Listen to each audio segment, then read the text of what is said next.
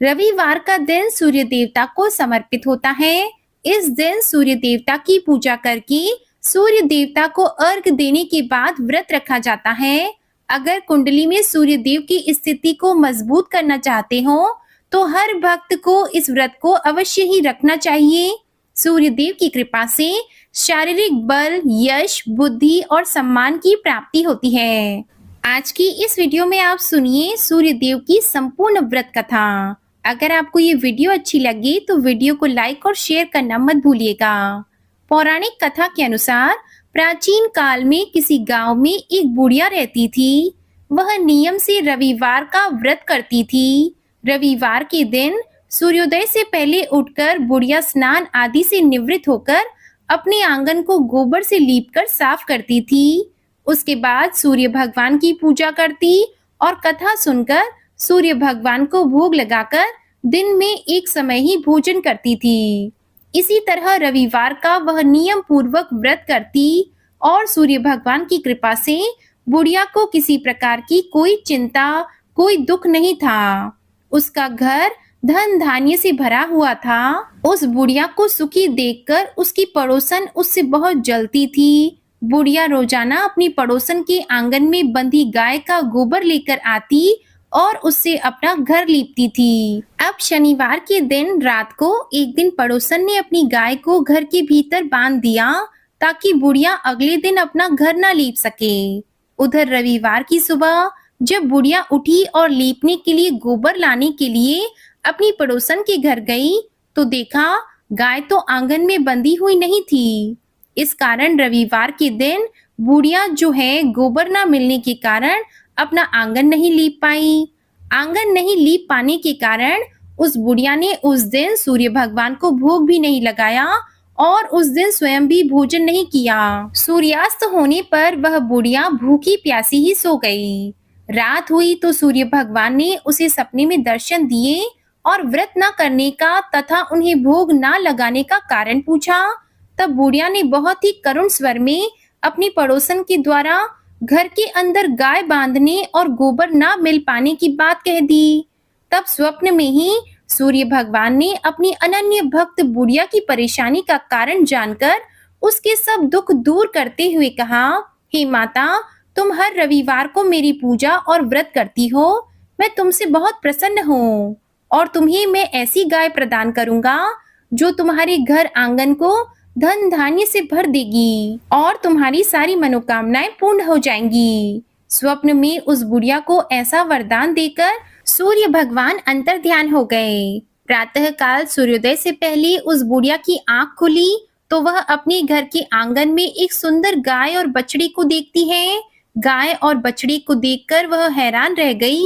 अब जब घर में गौ माता और उनका प्यारा सा बछड़ा हो तो उनके चारे की चिंता तो होगी ही।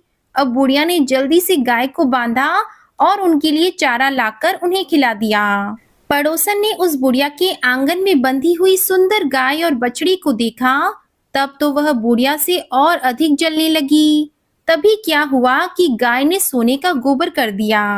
अब गोबर को देखते ही पड़ोसन की आंखें हैरानी से फटी की फटी रह गई। उस समय क्योंकि बुढ़िया गाय के आसपास नहीं थी तो पड़ोसन ने उस बुढ़िया को आसपास ना देखकर तुरंत उस गोबर को उठाया और अपने घर ले आई और वहां पर अपनी गाय का गोबर रख दिया। सोने के गोबर से पड़ोसन कुछ दिनों में धनवान हो गई, क्योंकि भोली भाली बुढ़िया को तो सब कुछ पता ही नहीं था। और उधर चालाक पड़ोसन हर दिन जैसे ही गाय गोबर करती और वह सोने का हो जाता, अपने घर में लाकर रख देती और बदले में अपनी साधारण गाय का गोबर सोने के गोबर की जगह पर रखकर आ जाती। अब गाय जो थी वह हर दिन सूर्योदय से पहले सोने का गोबर करती। इस प्रकार बुढ़िया के उठने से पहले ही पड़ोसन उस गोबर को उठाकर ले जाती। काफी दिन तक यह सब चलता रहा और बुढ़िया को सोने के गोबर के बारे में पता ही नहीं चला। अब बुढ़िया पहले की तरह हर रविवार को नियम पूर्वक भगवान सूर्यदेव का व्रत करती रही और कथा सुनती रही। सूर्य भगवान को जब पड़ोसन की चालाकी का पता चला तब उन्होंने एक दिन बड़ी तेज की आंधी चला दी। तब तेज तेज हवाएं चलने लगी, जोर जोर से पेड़ हिलने लगे। तब बुढ़िया ने अपनी गाय को घर के भीतर बांध दिया ताकि गाय को कोई नुकसान न पहुंचा सके। उधर नियम के अनुसार गाय ने सुबह गोबर किया, क्योंकि गाय तो घर के भीतर बंधी हुई थी। अब जब गाय ने गोबर किया तो वह तुरंत सोने के गोबर में परिवर्तित हो गया। अब जब बुढ़िया ने सोने का गोबर अपने घर के अंदर पड़ा देखा तो वह बड़ी हैरान हो गई और उसे खुशी भी हुई कि सूर्य देवता ने उसे बहुत बड़ा वरदान दे दिया है। इतने बड़े चमत्कार की उम्मीद बुढ़िया को कभी नहीं थी। बस क्या था, उसी दिन से वह बुढ़िया गाय को घर के भीतर ही बांधने लगी। उधर पड़ोसन सोने का गोबर नहीं ले जा पाई। अब सोने का गोबर जब वह नहीं ले जा पाई तो और अधिक वह पड़ोसन ईर्ष्या करने लगी। सोचने लगी कि इस बुढ़िया को मैं कैसे सबक सिखाऊं। यह बुढ़िया तो सचमुच बड़ी चालाक निकली। पहले तो घर के बाहर अपनी गाय बांधती थी, तब मुझे सोने का गोबर ले जाने में कोई परेशानी नहीं होती थी। अब तो यह घर के भीतर अपनी गाय को बांधती है और अब तो मुझे बहुत दिनों से सोने का गोबर भी नहीं मिला। उधर भोली भाली बुढ़िया जो थी वह रोज सोने का गोबर पाकर धनवान हो गई। अब जब बुढ़िया धनवान हो गई तो उसकी पड़ोसन जो थी वह बुरी तरह जल भुनकर राख होने लगी और बहुत ज्यादा ईर्ष्या करने लगी। इस बार उसने अपने पति को नगर के राजा के पास भेजा और बुढ़िया के पास सोने का गोबर देने वाली गाय है ऐसा अपनी पति से कहलवाया, ताकि राजा को पता चले तो राजा उसकी गाय को अपने कब्जे में कर ले।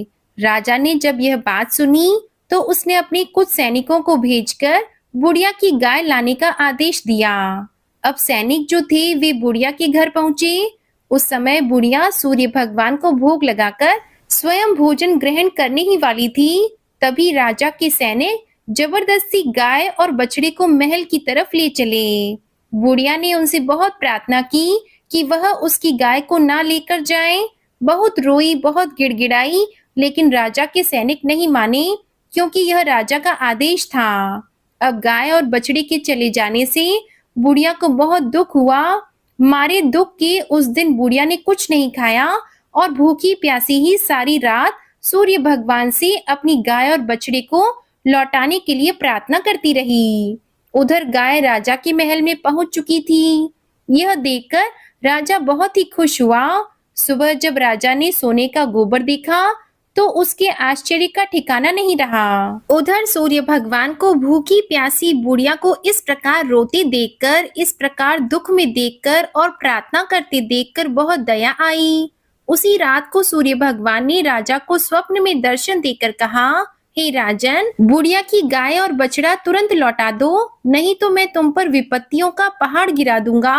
तुम्हारी राज्य में भूकंप आ जाएगा, तुम्हारा महल नष्ट हो जाएगा और तुम्हारे राज्य में अकाल भी पड़ जाएगा। सपने में सूर्य भगवान के ऐसे वचन सुनकर भयभीत राजा ने सुबह होते ही गाय और बछड़ा बुढ़िया को लौटा दिया और राजा ने अपनी तरफ से बहुत सारा धन भी बुढ़िया को उपहार स्वरूप दिया और अपनी गलती के लिए क्षमा भी मांगी। राजा ने पड़ोसन और उसके पति को उनकी इस दुष्टता के लिए दंड भी दिया।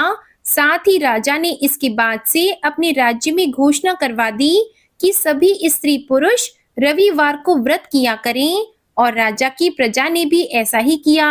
रविवार का व्रत करने से सभी लोगों के घर धन धान्य से भर गए, चारों ओर खुशहाली छा गई, सभी लोगों के शारीरिक कष्ट और बीमारियां दूर हो गईं, निसंतान स्त्रियों की गोद भर गई, राज्य में सभी स्त्री और पुरुष सुखी जीवन यापन करने लगे।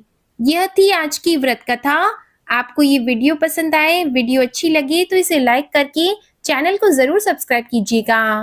प्रेम से बोलिए सूर्य देवता की जय।